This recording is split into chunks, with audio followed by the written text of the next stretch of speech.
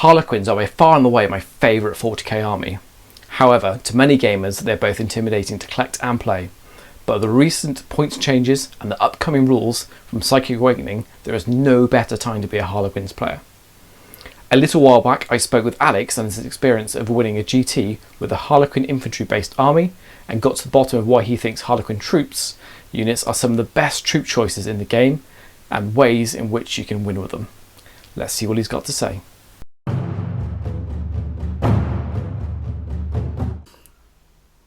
Hi guys, welcome to D6 Evolution, and today I'm really excited. I wouldn't tell this normally, but I'm really excited to have Alex on, and we're going to discuss Harlequins and how you managed to win a GT using my favourite troops in the entire game.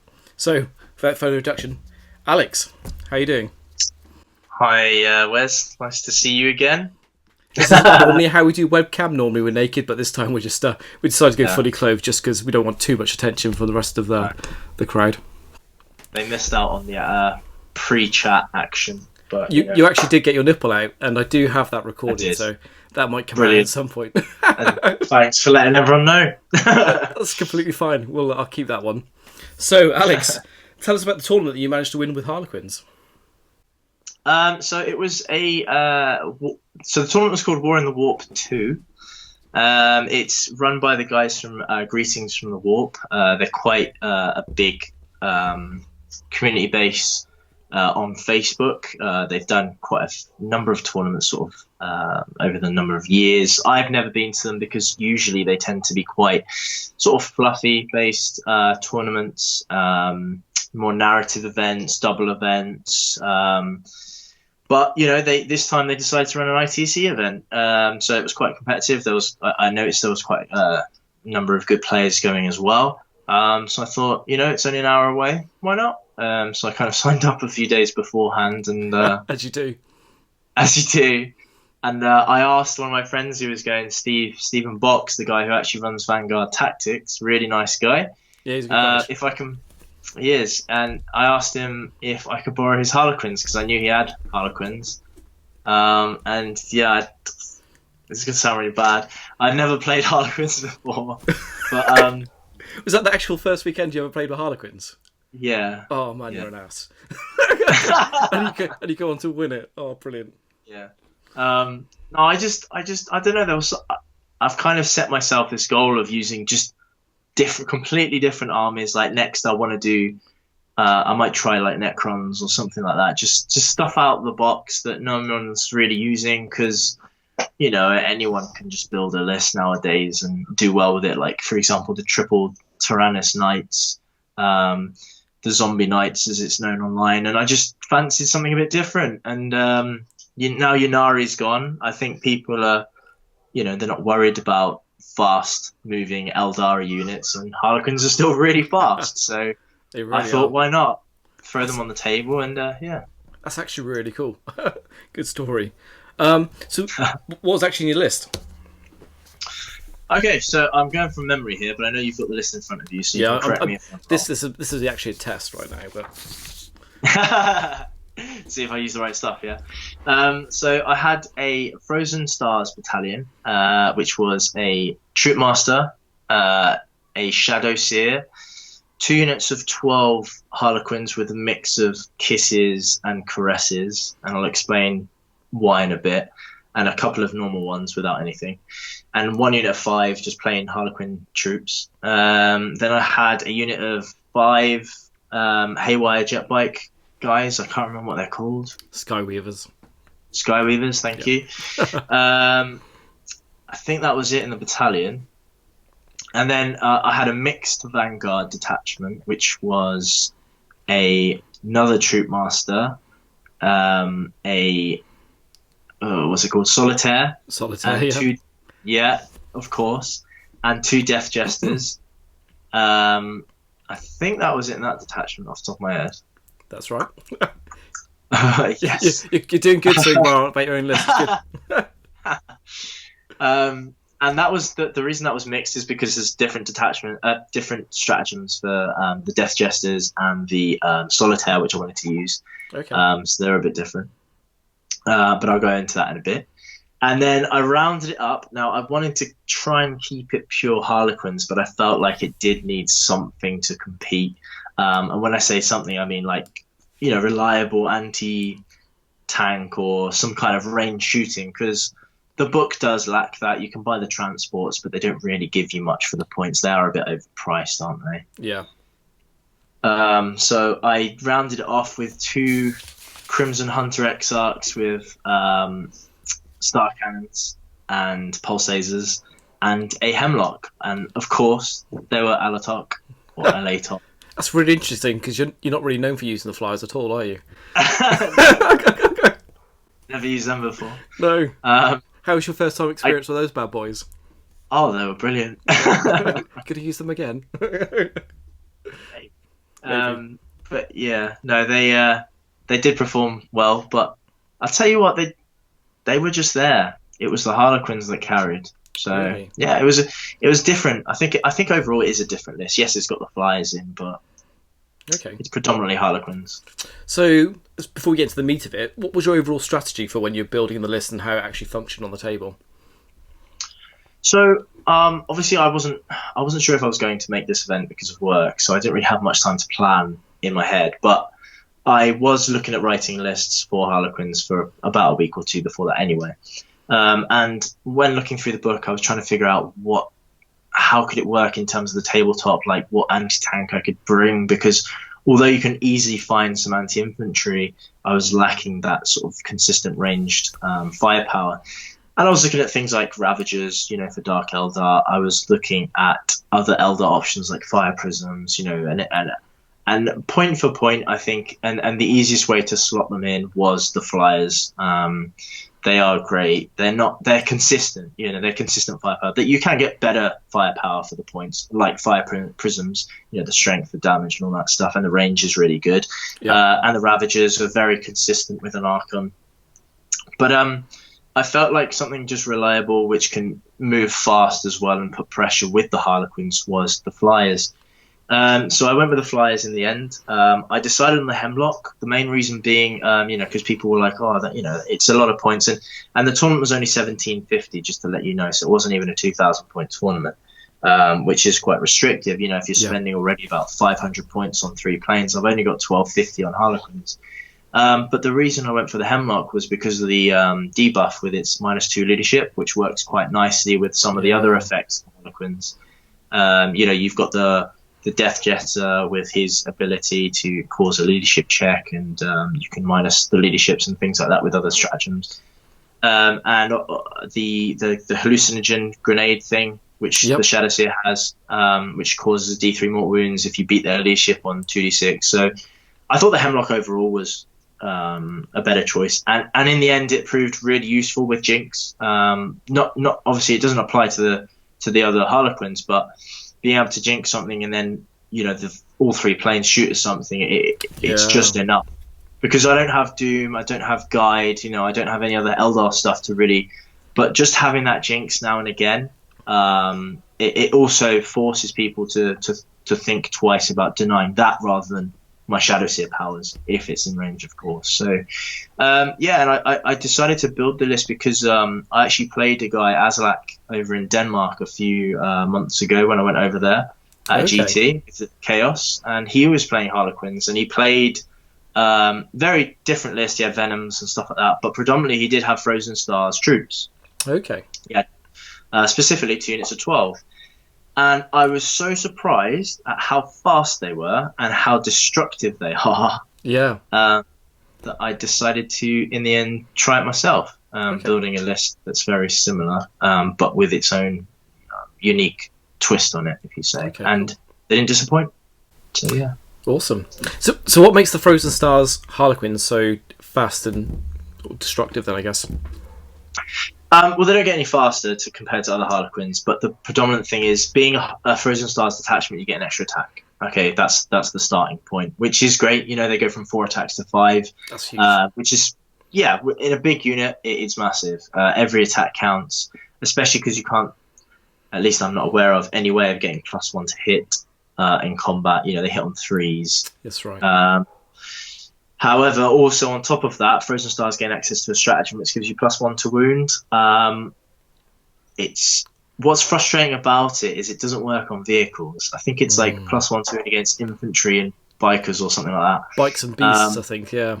Yeah. So I couldn't believe it, especially for it's 2 CPs. And I'm like, well, you're paying 1 CP for the Chaos version, Veterans of the Long War, and that applies to against anything. Yeah. For 1 CP. So that was very frustrating. But you've got to play with what you've got, and unfortunately, Harlequins. That's why they're not up there at the moment. Is because of things like that. But overall, I did play a lot of infantry over the weekend. I did play the triple knight list in the last game, which was difficult, but obviously I managed to smooth it out. So, that was my biggest concern with the list, is how to deal with knights. And you know what? I gave myself a few options, and I thought if I ever play them, I'm just going to play the mission and see how it goes. So, obviously it worked out. But, I don't think Harlequins is... You can't sit and build a Harlequins list and go, this can beat anything. Or this... what I decided to go for was this can smash this, and this, and then it will struggle against these, but I can just play the mission and hope for the best. So that's what I went for. And that was pretty much your knight's setup then, was going to be struggle. Yeah. Obviously, you've got the unit of Haywire bikes, and it is nice having the ability to jump, shoot, jump, because the Harlequins have that stratagem as well, fire and fade. Yeah. But you need terrain, and luckily, the great thing about the guys in is it Precincts of the War or for the War? I can never remember. They did have some great terrain. There was a couple of boards which were very sparse, I'm not going to lie, and overall though the consistency was fairly good. I'd say about 75% of the boards was, a decent amount of line of sight blocking terrain, which really the Harlequins love. Yeah, and the other 25% was literally barren. So you're like, I don't want to land on those because it'll be a really hard game. So, they ran a really smooth tournament. It was really good. It was only like 33, 34 players, I think, in the end. But a 2-day ITC event, 1750. It was still a GT, so it was enjoyable. And, it was good for the Harlequins. You need terrain, definitely terrain. Yeah, not Warhammer World terrain. Oh God! Don't get me started on that. I mean, you would have thought the place, the home of it all, the place where they want to showcase the hobby with all their different bits of terrain, would be a bit better. But yeah, great events. I just wish they work on the terrain a bit. But that's another story anyway. So let's go back to the Harlequins. You then took a mixed Midnight Sorrow and Dreaming Shadows detachment then. Yeah, off the top of my head, it was the Solitaire was the one where he can attack when he dies, which was the Midnight Sorrow, I think. Yes, that's the one you got. Yeah. That was basically why, because your Harlequin Solitaire could effectively attack 3 times. I never got to really do it because I started to run out of CPs. Like it was only 1750, so I got 1 battalion. So obviously I only had 10 CPs, 5, 6, 7, 8, 9, 10. Yeah. And I'm possibly sometimes using one for a relic, so I'm only having either 9 or 10 CPs. The double attack is 3 CPs, which and +1 to wound for the Frozen Stars is 2, so usually down to 4 already. So yeah, that's brutal, isn't it? Yeah, so I think looking back, it was kind of pointless because the Solitaire would only ever get to attack twice at most, unless I wasn't using the troops. But obviously, double attacking with troops is better than just double attacking with the Solitaire. But the threat of the Solitaire was so big. Everyone was so worried about him. Everyone was always asking questions, what he can do, how fast is he? And they forgot, actually, that he wasn't the linchpin of the army. He was just that. He was a psychological threat. And he can be a game changer. If you bundle those characters in a little, you play Chaos now. Chaos Super is really big, and they put all their characters like Araman and stuff in a nice little bundle. And you go, right, Solitaire. Oh, look, 25 mil base, pop in there. I'll just hit all of them with his Relic Blade, which gives him flat 3 damage against you took the Rose. Yeah, reroll to wound was brilliant on him. Awesome. So yeah, he can be a monster. I don't think he made a huge impact on my games, but he was effective, especially with that 3+ invulnerable makes him really tough as well to kill. Okay. How about the Dreaming Shadows Death Jesters? How did you use those? So to be honest, I didn't really. I was expecting to give them the relic, which gives you a better shuriken cannon. It's like -1 or -2 and strength 7.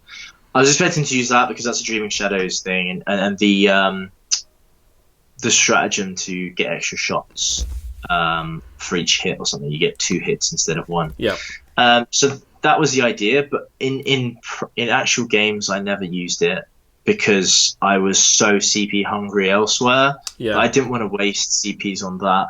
Unless, I mean, it was nice to have, because if there's a character you need to kill for a kill more or something, or just kill one, because sometimes I'm playing a bit cagey in games, like I'll explain against the Night Player.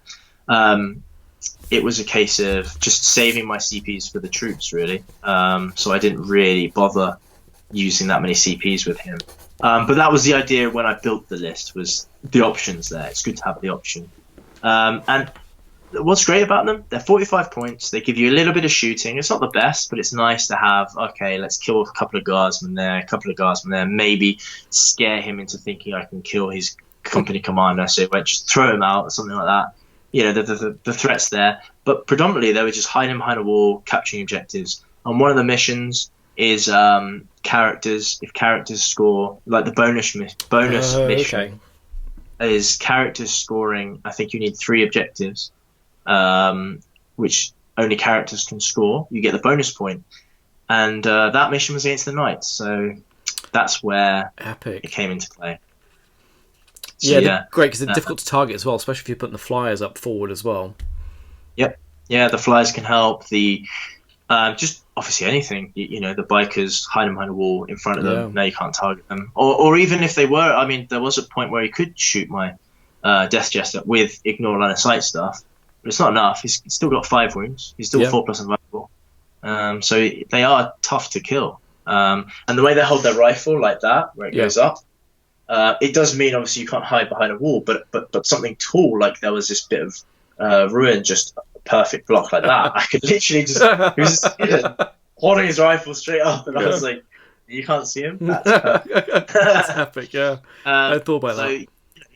Yeah, you just got to utilize terrain to your advantage as well.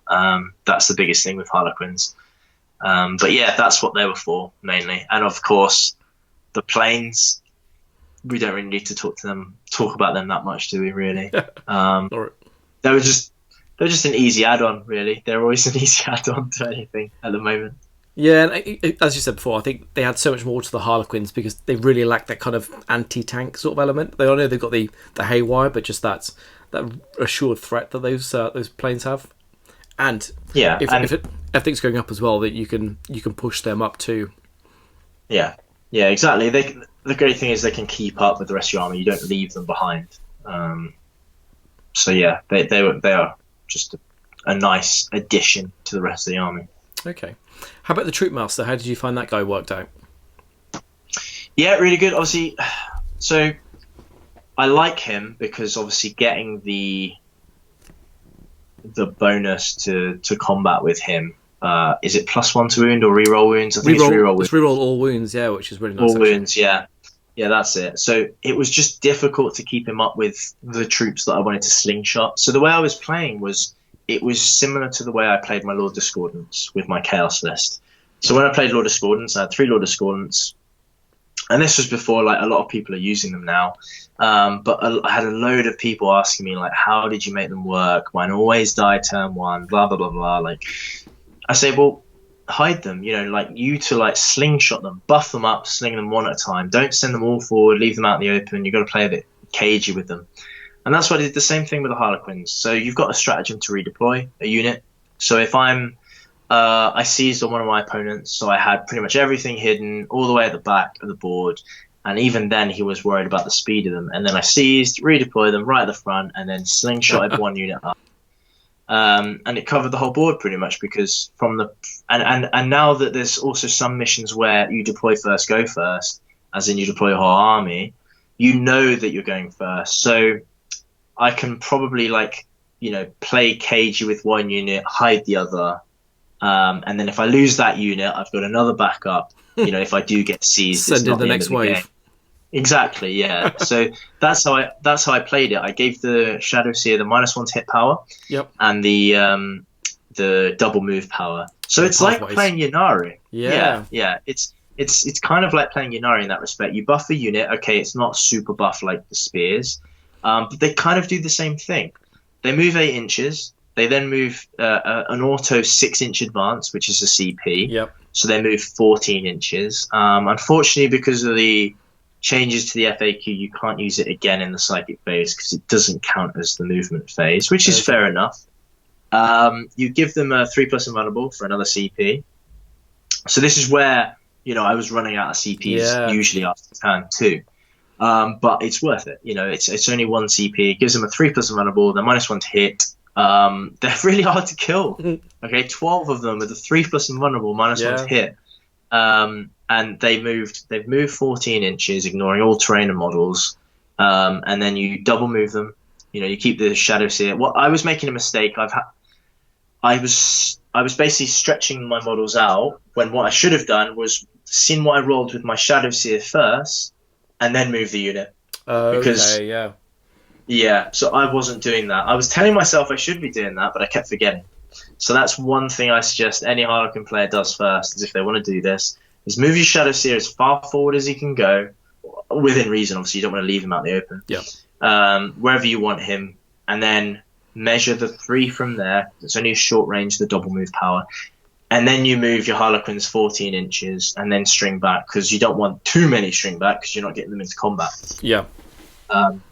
So yeah, that was the way I was getting them across the board. So they'd move 14 plus 8, 22 plus D6, so average, let's say 3. They're moving 25 inches minimum. Obviously, if you roll the 6, they're going 28. So that's before the charge. That's really quick.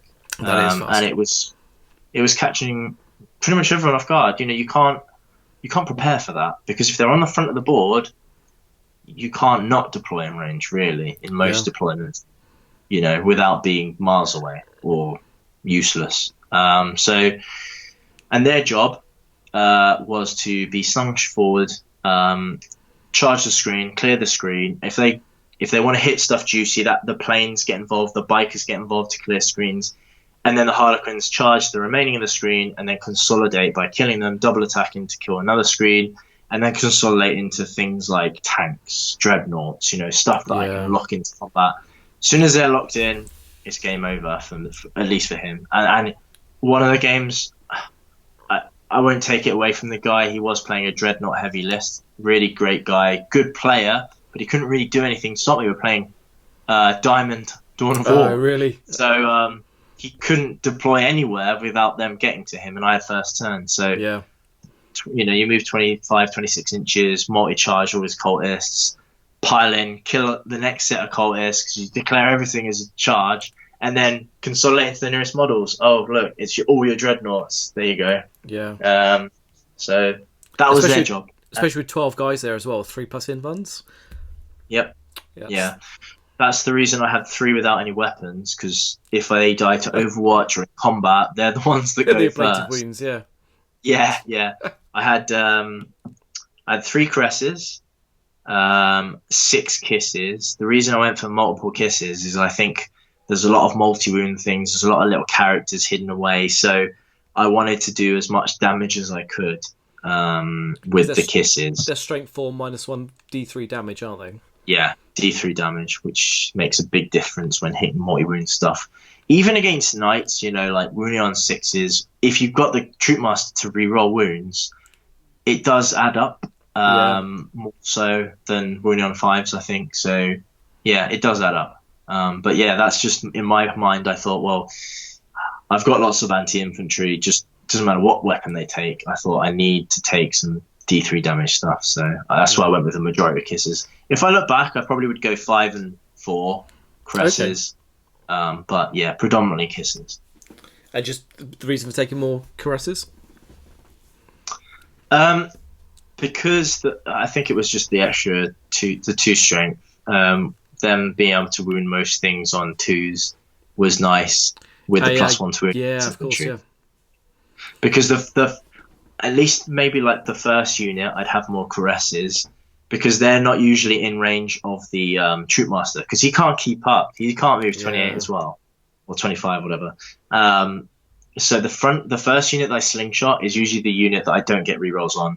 So they're the ones which don't do as much damage as I'd like.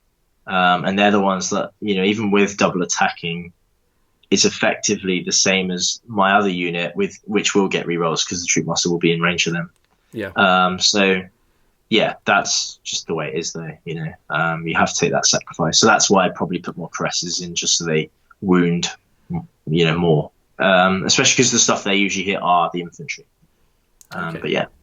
So essentially just waves and waves of Harlequins going in, advancing up as quick as you can, double attacking. Yeah. Did you find you used the Shadow Seal a lot for that -1 to wound on the troops?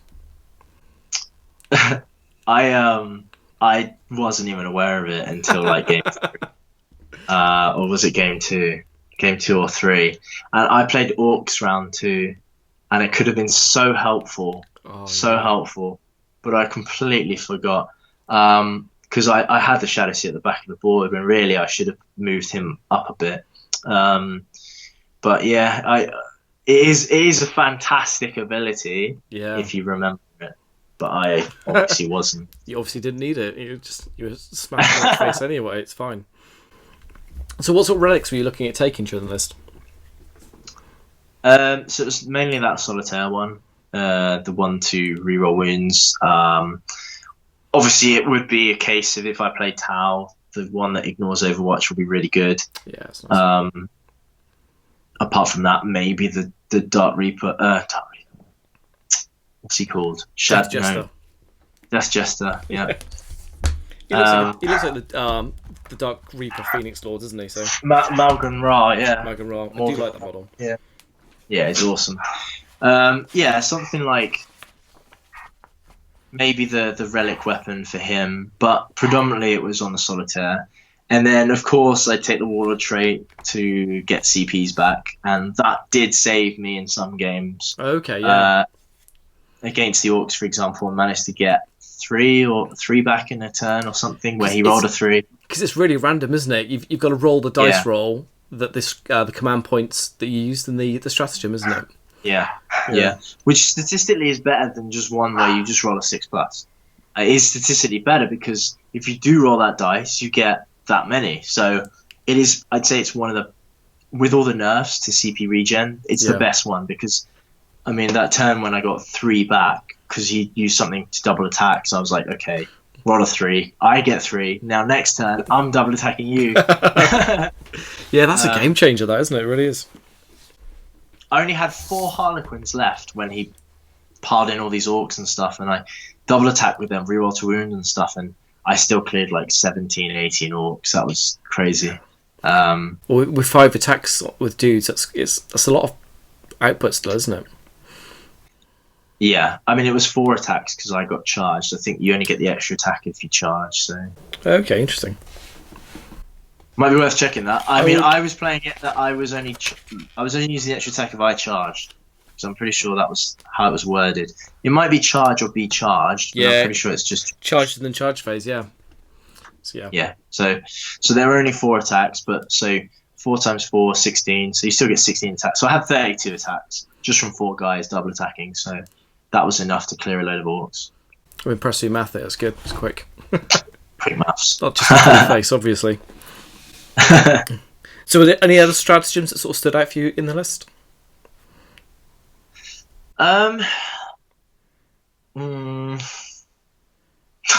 funny because I was playing a game next to Steve and I was like, is there any funky stratagems where I can do this, this and this? And he looked at me as if I was mental. No, I'd say those were the main ones. There might be 1 or 2 that I'm missing that I've forgotten about, but the main ones were the auto advance 6, the fire and fade on the bikes if I need them, because against the knights I was always fire and fading every turn because that was the only unit that could hurt his knights. apart from the flyers. Yeah. And of course, double attacking. Of course, the solitaire where your character dies and can attack again. I never bothered with Great Harlequin because I knew that 2 CPs is not worth it. Yeah, I guess if you guys not staying up with the troops anyway, there's no real point, is there? And it's only reroll ones. Like if it was reroll all hits, I'd consider it against some armies, but just reroll ones is not worth 2 CPs. Yeah. So especially when other people can get chapter masters for 2 CPs, but whatever. So I'm trying to remember. I think that's about it, really. But those were the main points. So I did actually watch a cool video that Steve put up a couple of weeks ago, actually, about Harlequins, and there's a stratagem that allows you to shoot again as guys leave combat from you. So if you charge the bikes into a tank, and then the tank goes away for 1 CP, you get to shoot at them. Yeah. There are funky ones like that, which are mask specific or chapter specific, if you want to be precise. But yeah, there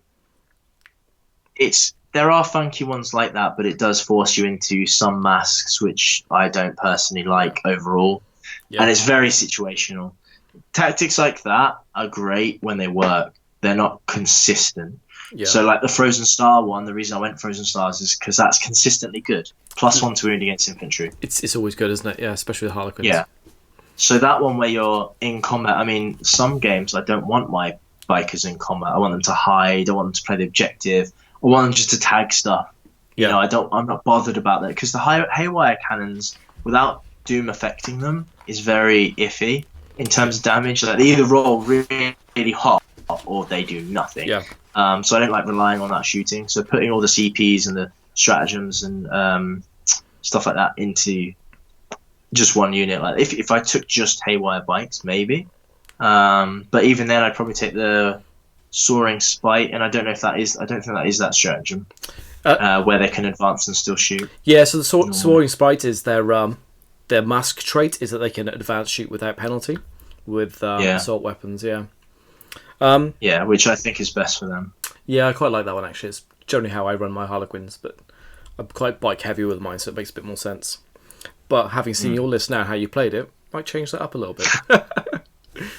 Just saying. It's just different. Yeah. So how about you talked about Knights being a bad matchup for you, and you had a game plan about how to deal with that. What was the general game plan for your bad matchups, and what do you think they were? Yeah, so there was 3 or 4 Knight players there, I'd say, out of 32, 33 players. I think there was 3 or 4 like pure Knight lists. Well, 3 Knight, at least 3 Knights in there, and there was a couple of others where there was 1 or 2. So the chance of me running into one was quite high because they are quite a good army at the moment, and I didn't know really what I was going to do against them until I saw the mission, I saw the terrain, and I saw their army and what I could, what weapons they chose and things like that. So I played a guy. He obviously was doing well. He'd only drawn 1 and then 1, or I think actually he was on 2 draws and 2 wins going into round 5. It was really strange because to draw in ITC is really hard. Really hard. You win a game by winning by 1 point. You lose a game by 1 point. Yeah. So you need to get the exact same points. Is pretty difficult. But kudos. Everyone else was on a loss, and I was the only one on 4 wins at the time, I think. So I ended up playing him, and luckily for me, I was on a table which had quite a good source of line of sight blocking. So say this was the board there. Yep. Literally facing sort of, say if I turn the board and that was the 6x4 bit. Yep. There was lots of ruins and walls like that. Oh, just places to just hop to. It was just, plenty of places to hop to. The problem, though, is we rolled hammer and anvil. So all those walls turned to that, where I was like, oh, that's a lot of firing lanes. Excellent. But there was still a couple of walls which were, like that, where there was a little bit sticking out, or, so I kind of really had to get a bit cagey with where I was deploying and stuff like that. There was like 1 ruin in each corner, so I managed to hide a unit in that corner and things like that. So it was the mission, ITC mission, where you get a bonus point for having characters on an objective. And I managed, we roll off, and I was to deploy first. Excuse me. So he asked me a load of questions about what my army does, things like that, you know, how far they move, and I explained everything. He answered any questions. I said, any questions you have, just ask. But you can tell the look on his face was just confusement. He was trying to figure out why he was playing Harlequins and why it was on the top table. You can just tell, like, see those cogs. But you know, he knew I was a well-known tournament player. So he knows that I play a lot at the top level of tournaments around the world, and so he was a bit sort of. He knew in the back of his mind that I knew what I was doing, so that probably put his caution barrier up a bit too high. So what I expect a knight player to do against my army is plonk all three front and center right in front of my army and go, "Come deal with me." So what I did was I spread my army out a bit, put, you know, Solitaire here, Death Jester there, squad here, squad there, all hidden away, you know, all spread out. But I had a game plan in mind. I want to move the bikers up here, fire and fade behind the wall. I had a squad up here just to counteract any guardsmen moving forward, because you had the Loyal 32 and Rusty 17. So you had double battalion and loads of CPs, and of course the zombie knights, Tyrannus. Oh, okay. And they all had Gatlings and the melter cannon ones. I think two of them were melter and one was battle cannon, or they might have been all melter and Gatling. So I've deployed. He's looked at my deployment, looked at my army, and gone, I don't know what this does. It looks really scary. I'm going to play reserve and see what happens. And that was the biggest mistake he could have done. He put all his knights in the corner behind a ruin, and one of them was in such a bad position, bless him. And I could see it, and I wasn't too sure at the time, but, you know, it wasn't my place to tell him. If it was a practice game, I would have said, look, I don't think that will fit through there.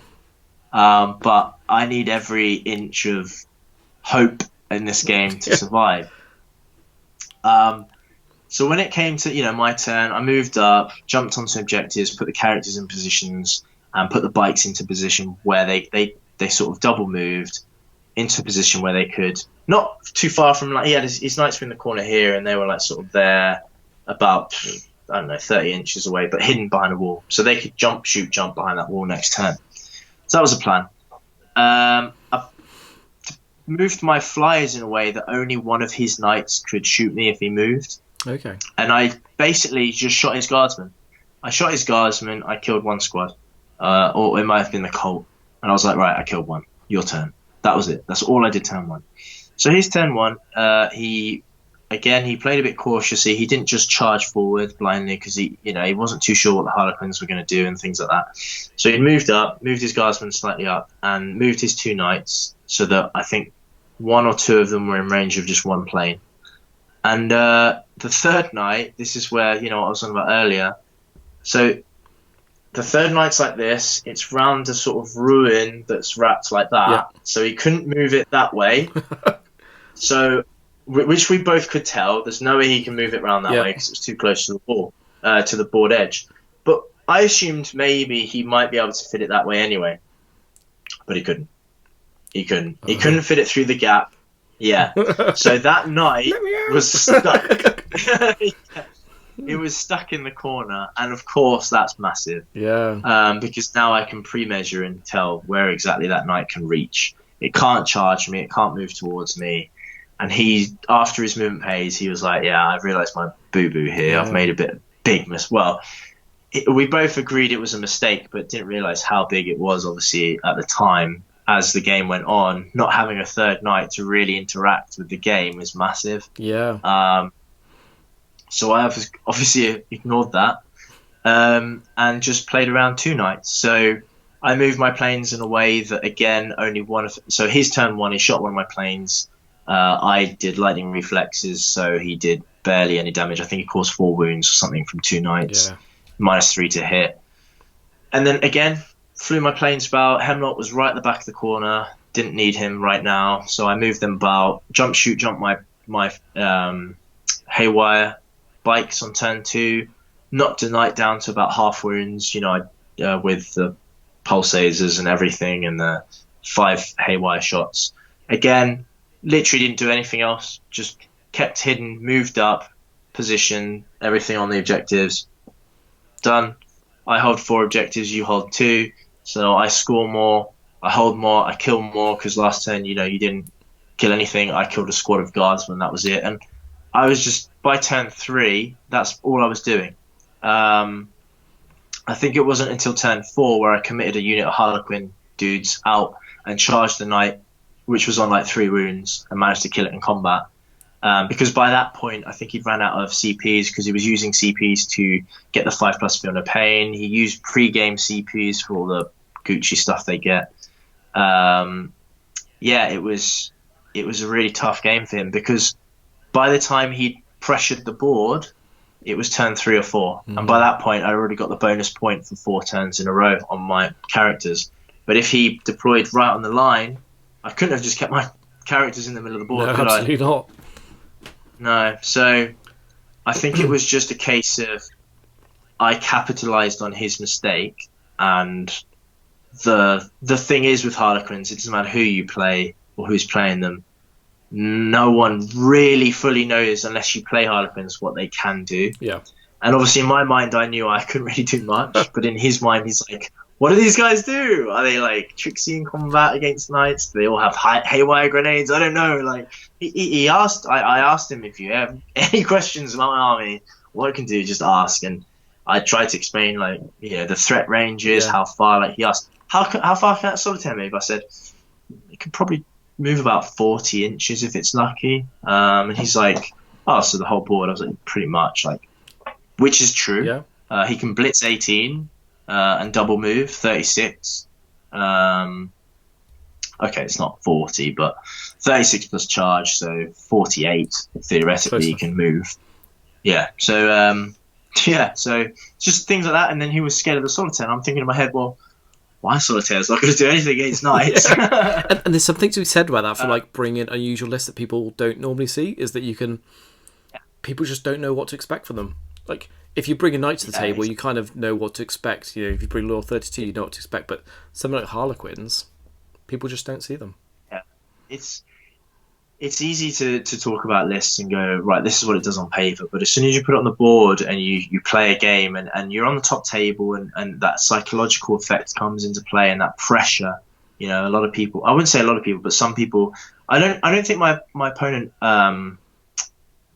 fell under pressure. He just gave me too much respect and gave me too much leeway, because he didn't understand the army and wasn't prepared for it. And we both agreed after.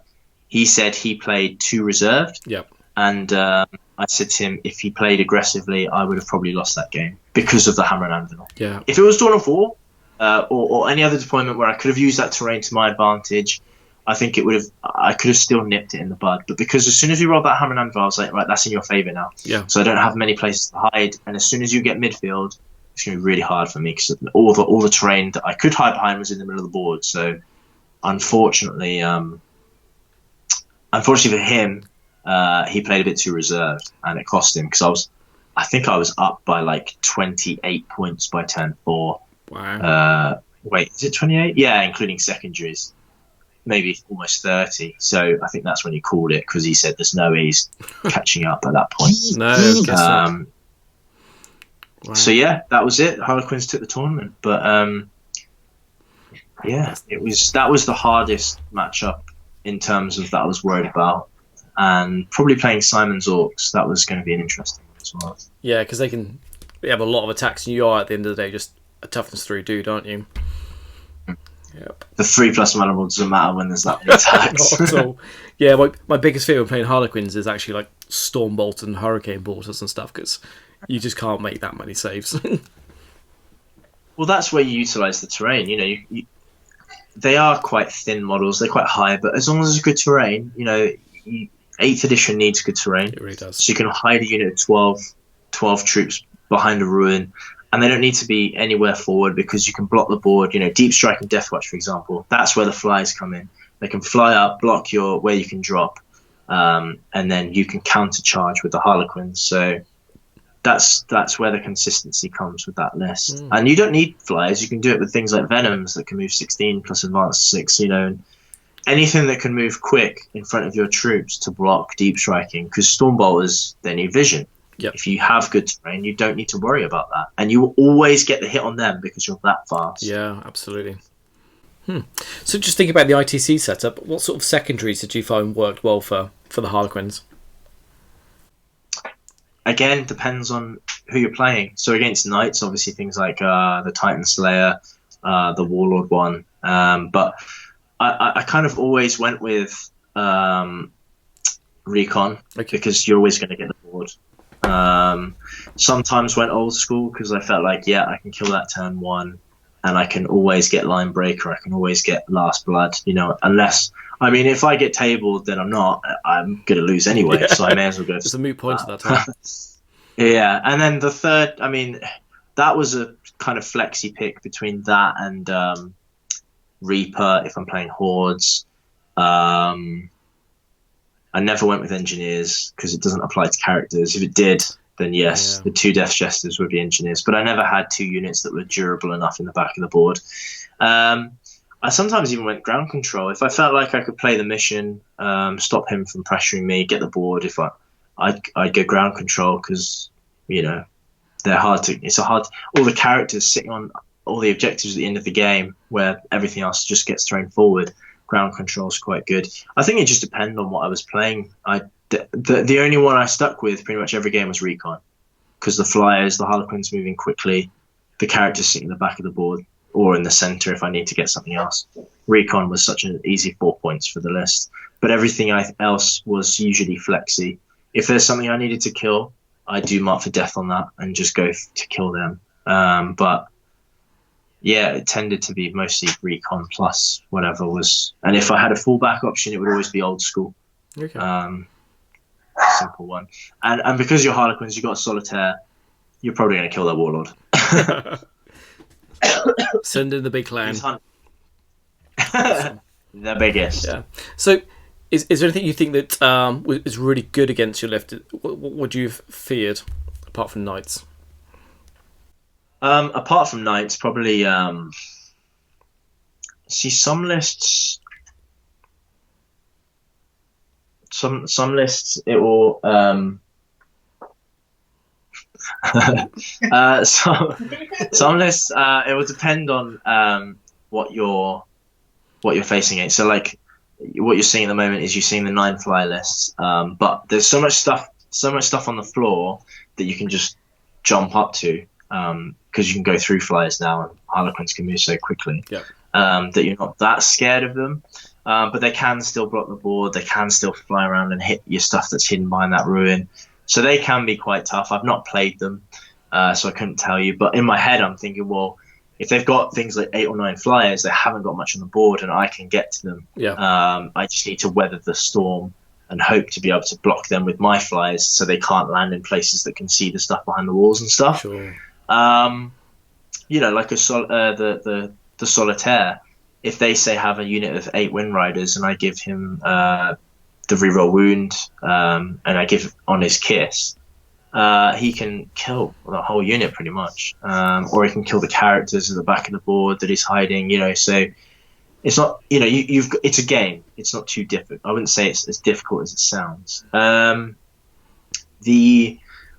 There's the Forge World list, like the Caladius tanks are quite annoying.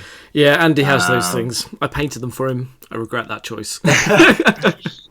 Yeah, because not only do they reduce my charge range, I don't think I can kill them quick enough for them to just move out of combat and shoot me off the board. So, but then that's where the -1 to hit and 3+ invulnerable comes into play. So it just depends on my rolls. But any tank heavy list is quite heavy unless I can tag it. Okay.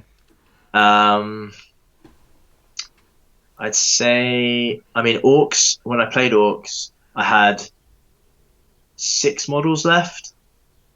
I had 2 characters, 1 Harlequin, and the 3 planes left against Simon's Orcs. So that was a bloodbath. That could have gone either way. What else? I guess if I have really bad terrain, just any gun line. Yeah. But if I have terrain, you can play it. But yeah, Tau can be a bit tricksy with all the drones that you can't tag, because I don't really have a way of clearing the drones, and you've got a stratagem for a certain detachment to ignore Overwatch, which is really good, but I didn't have that in my army. Yeah. And you've got the one relic, but that only applies to one character. So I think Tau could be quite a struggle with, but I think Tau are quite rare at the moment. They're still a very good army. You just don't see many players playing them at the moment. So kind of have to rely on not running into them, I guess. And if you do, again, it's just a case of hiding, playing the matchup, killing what you can, sort of drips and drabs, and playing the mission. That's what Harlequins are good at. Excellent. So do you have any final tips that you'd like to just say for Harlequin players out there to give them a bit of hope? Just try them. Play them. Don't be worried about, I'm playing Harlequins, I'm going to lose this game. Have confidence in the clowns. Pick them up. Now Ynnari's gone, Harlequins is the second best thing. It might not be as powerful and broken as Ynnari, but a lot of people that were worried about playing Ynnari are now thinking, I can take Leave and Rust battle tanks. I can take this. I can take that. I can take this bunch of characters. You see the Chaos Soup with all these infantry, and you're like, well, clowns rinse infantry. Yes, they do. So bring them back. Bring them out of retirement, and I do think you need troops. Not just the Haywire bikes that people just assumed were good. Even they're really good now. People are taking all these new tanks. I think the Haywire cannons can do well. Okay, you don't have Doom and Jinx and all that stuff, but they still do a number. They're still really tough to kill. You slingshot one unit at a time, 3+ invulnerable, move them 22 and shoot. They jump, shoot, jump if you need to. They've got tricks as well. It's just finding out what you want to sort of pair them with. So you can either do Dark Eldar. Just don't. Unfortunately, I don't think pure Harlequins work. I think you do need that ally choice to really bring the most out of them. As much as it pains me. Yeah, it's the firepower. You've got no ranged, useful, consistent firepower from Harlequins. You need that either through Eldar or Dark Eldar. Yeah, 24 inches is your longest range, isn't it, on the Harlequin books there? So it's quite limited, really. Yeah, and 100 points for a Starweaver or whatever they're called is a lot of points for what they are. It is. So yeah, just try them out, and if you do play things like my list with the 12 troop, do what I suggested: slingshot one unit across and hide the other. You don't need both units doing anything at the same time. Be patient. Think about the further game. Don't think about turn 1 and 2. I need to smash my opponent's stuff turn 1 and 2. Just have a look at how you've deployed, how your opponents are deployed, and say, right, can this unit redeploy in a way that I can now tag all of his backline firepower and reduce the next turn's incoming, and then send the next wave in. Okay, that's what you want to do turn 1, is reduce what's going to hit you back. And Harlequins do that really well. So yeah, just practice that.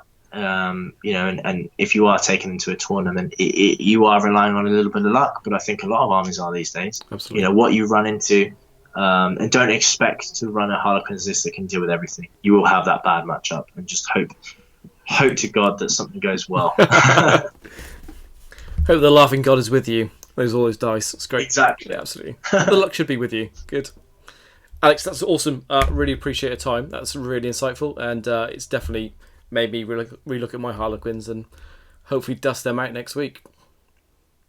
Awesome, man. No, happy to help anytime. We'll catch you again. Cheers. Yeah, see you next time.